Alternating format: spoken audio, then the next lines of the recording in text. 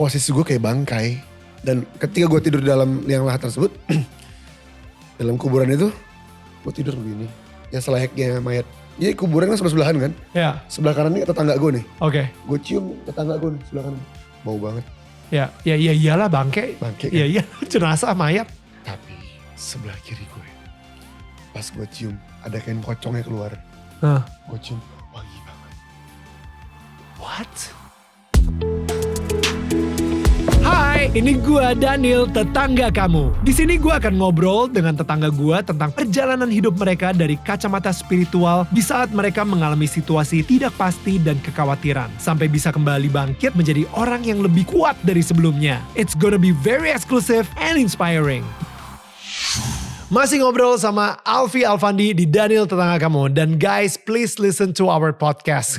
Karena cerita-cerita tetangga kita di sini mungkin sedang kalian butuhkan untuk menyelesaikan masalah yang sedang kalian hadapi. Mungkin obrolan kita bisa memberikan perspektif baru atau pandangan baru dan menguatkan kalian. Dan gue percaya dengan mendengarkan hal-hal baik, otomatis pikiran kalian juga akan tercerahkan dan perbuatan kita pun akan menjadi lebih baik. Dan kita udah ada di semua digital platform podcast. Search aja Daniel Tetangga Kamu. Balik lagi ke Alfi di sini. Jadi bro, so 2007 udah tuh Ode sama Inek, dan habis itu 5 tahun lo berkenalan dengan Sabu. Dan di tahun 2012 what happened? Again. Oke. Overdosis lagi. Itu karena lu uji nyali lagi atau nope. Kali ini emang apes. Oke. Emang gue yang apes karena apa ya? Tiba-tiba gue bawa make itu kebanyakan. Oke. Lagi enak banget. Oke. Ketika lu bilang enak banget, sebenarnya efeknya apa sih? Emang apakah seenak itu kah? Di sini doang enaknya. Oke. Dingin, lagi dingin enak, pas lagi enak momen itu. Oke. Ternyata enak itu adalah Fata Morgana. Oke. Gak jelas sih, bukan cuman hayalan gue doang. Setelah gue make, gue overdosis sampai satu rumah gak mau nyentuh gue. Ini kejadian di mana? Di rumah. Di rumah Jakarta. Di Medan, di Jakarta. Di Jakarta. Bokap nyokap lagi di Medan nih masih? Ya di Medan. Di Medan, oke. Gue sama temen-temen di rumah. Gak mau nyentuh lu karena? Jijik. Posisi gue kayak bangkai. Dari seger kayak begini, tiba-tiba ini gue hitam. Gue jackpot terus-terusan, ini gue hitam bener hitam.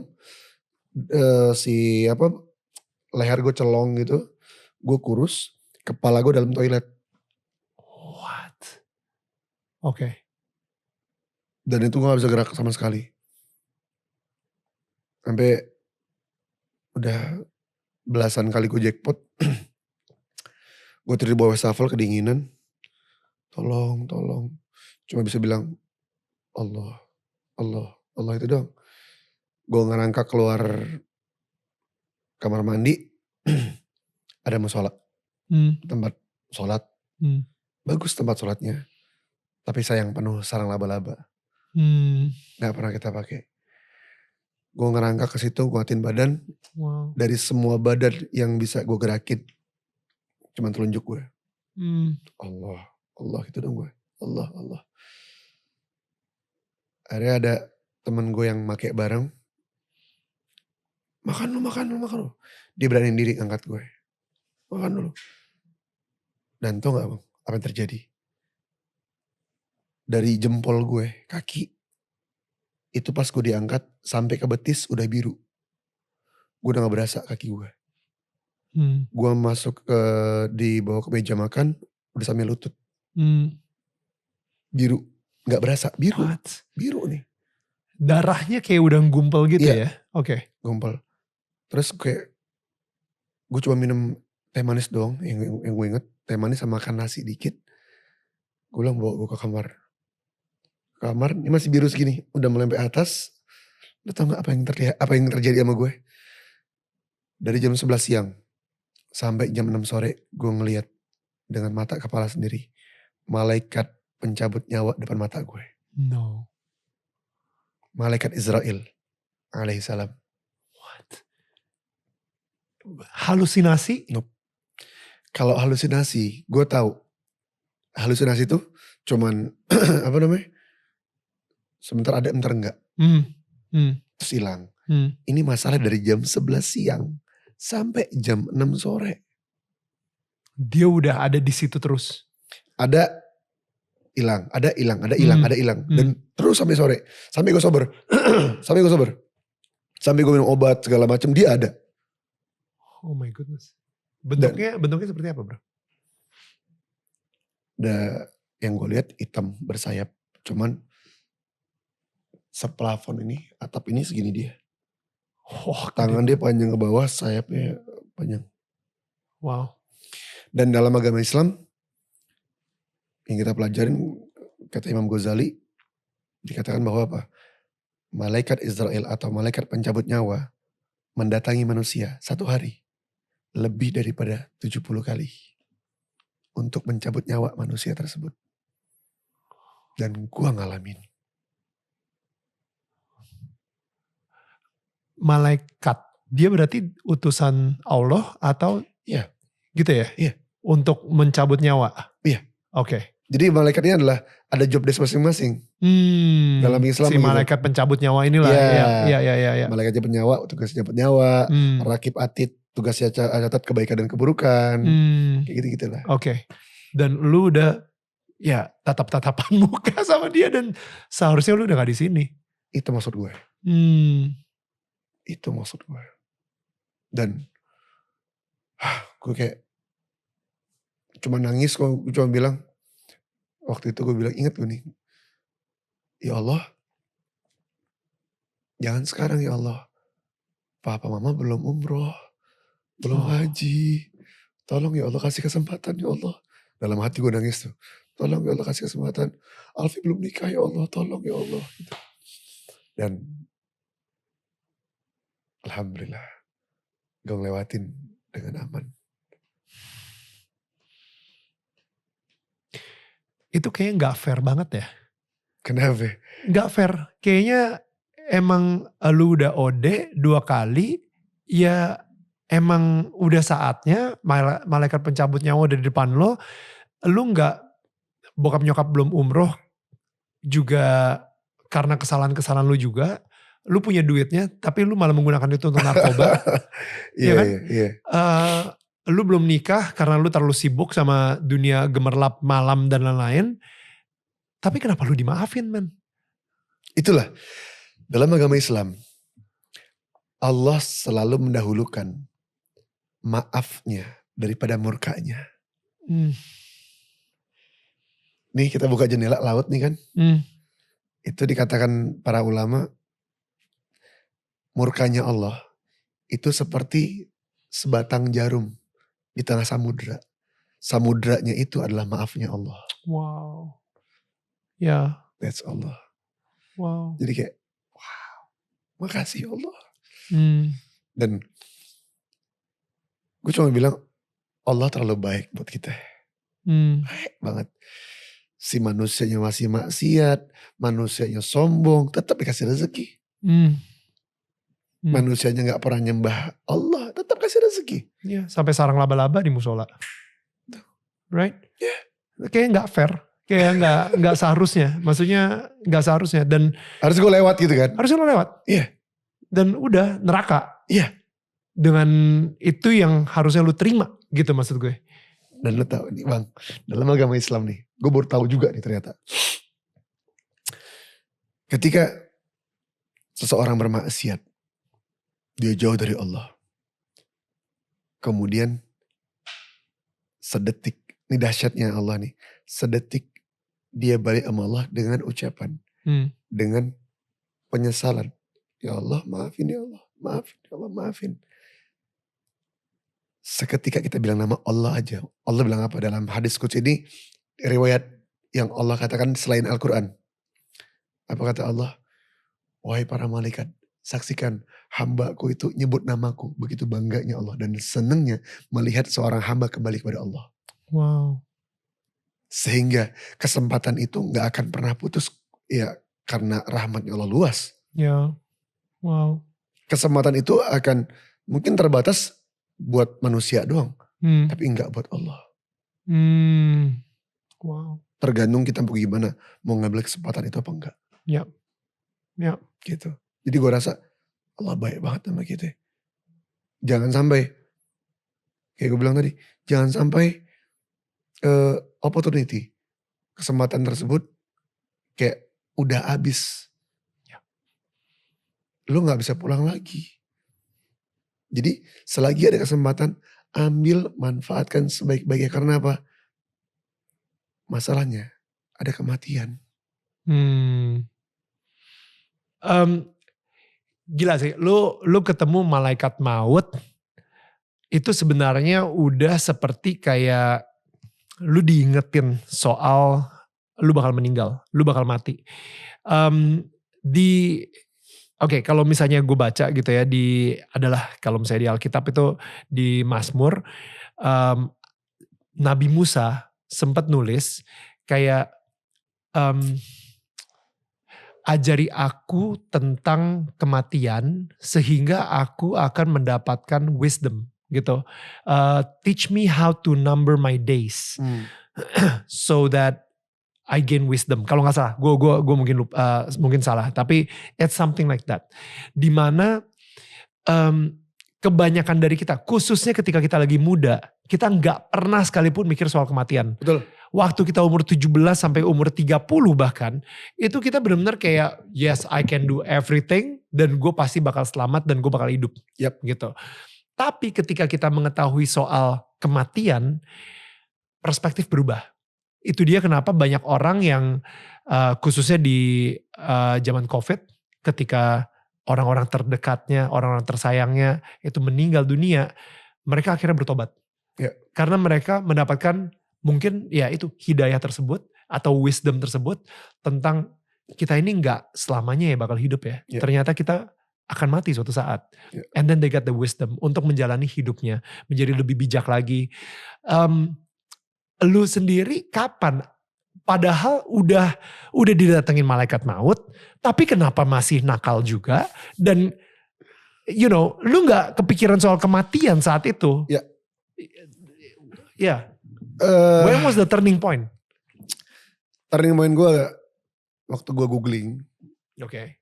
Mati dalam keadaan senyum. Mati dalam keadaan senyum. Ya. Oke. Keluarlah nih gambar-gambar ini. Lu nge-google mati dalam keadaan senyum. Random gue. Dan itu yang keluar foto-foto mayat mati dalam keadaan senyum. Yes. Oke. Kalau misalnya Anda mau Google silahkan ya, tapi saya tidak akan bertanggung jawab. Ya. Dan ada yang mati begini. Ada nih yang gue salut nih. What? Pas gue cari tahu ternyata dia seorang penghafal Quran, perempuan.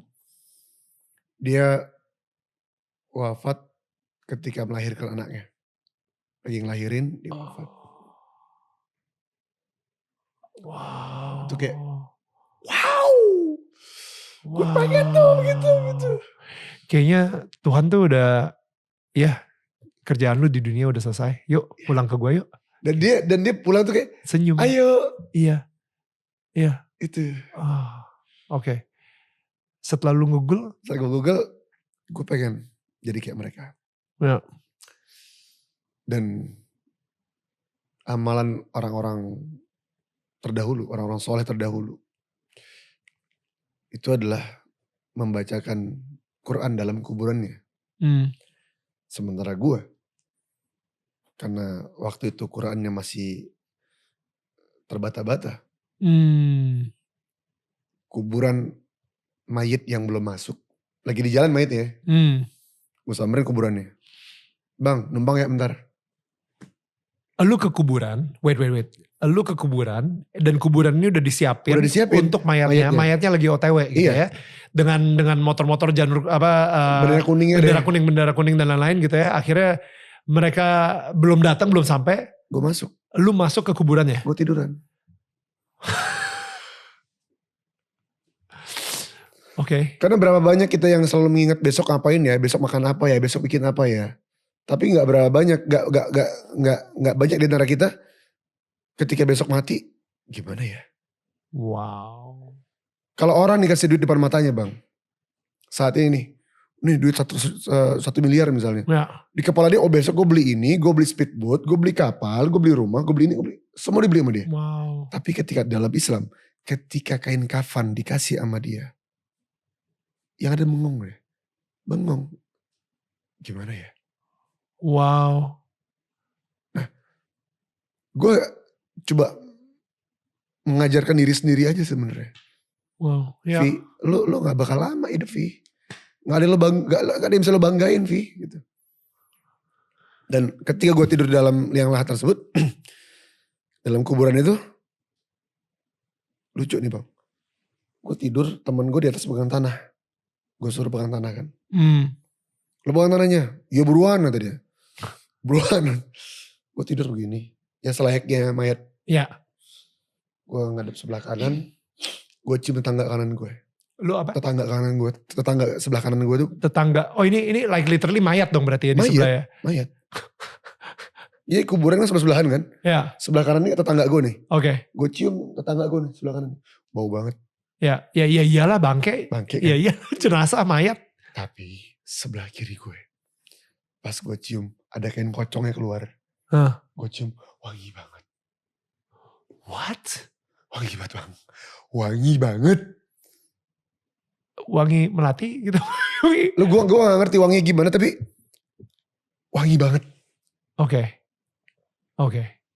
Mendadak gue nangis kayak, tolong ya Allah jadiin hamba kayak mereka. Ya. Terus gue liat teman gue di atas gitu. Dengan mengang tanah dia. Ya. Gue bilang, udah jatuhin tanahnya. Tanah ke muka gue. Terus gue rasain tanahnya jalan ke muka gitu. Ini saatnya. Ketika pintu taubat ditutup. Pintu maaf ditutup. Dan ini saatnya gue harus mempertanggungjawabkan semua amal-amal ibadah gue. Di dalam kubur 1x2 ini. Ya Allah. Tolong ya Allah. Sebelum mati itu datang. Sebelum sakaratul maut itu datang. Izinkan hamba bertobat. My goodness. Dan Ya. itu sering gue lakuin. Sering lo lakuin? Apa main-main ke kuburan untuk masuk ke liang lahat orang? Iya, dengan orang. Yang punya orang. Iya. Kadang gak muat gitu kan. Kekecilan ya.